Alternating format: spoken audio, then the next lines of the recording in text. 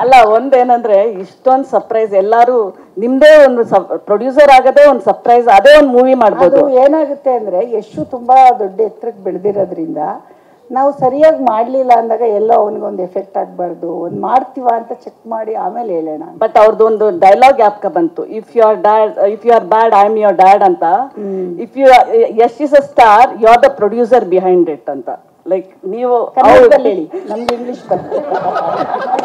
ಯಶಿಗೆ ಬರುತ್ತೆ, ನಮಗೆ ಬರಲ್ಲ. ತೆಲುಗಲ್ಲ, ಕನ್ನಡ ಹೇಳಿ, ತೆಲುಗು ಯಾಕೆ?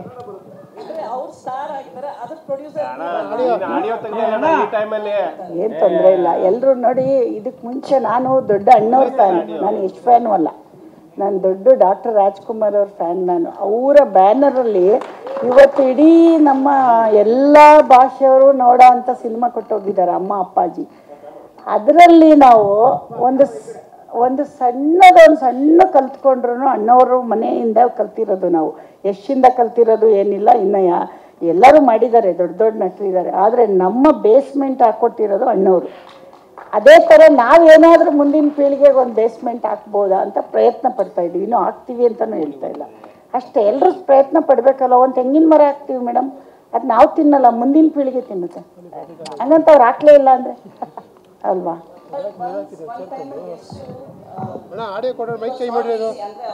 ಈಸಿ ಇರ್ಲಿಲ್ಲ ಇದಕ್ಕೆ ಆಕ್ಟಿಂಗ್ ಬರಕ್ಕೆ.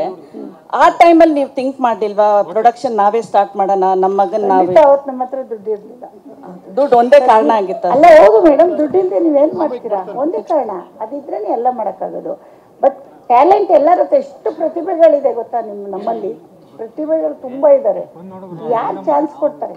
ದುಡ್ಡು ಹಾಕಿ ಪ್ರೊಡ್ಯೂಸರ್ ಕೊಡ್ಬೇಕಲ್ವಾ?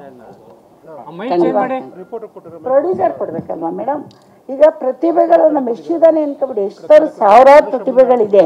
ಆದರೆ ಚಾನ್ಸ್ ಯಾರು ಕೊಡ್ತಾರೆ? ಆ ಚಾನ್ಸಿಗೆ ಅಲ್ದಿರೋ ಕಷ್ಟ ನನಗೆ ಗೊತ್ತಿದೆ, ಆ ಕಷ್ಟ ಬೇರೆಯವ್ರಿಗೆ ಆಗಬಾರ್ದು.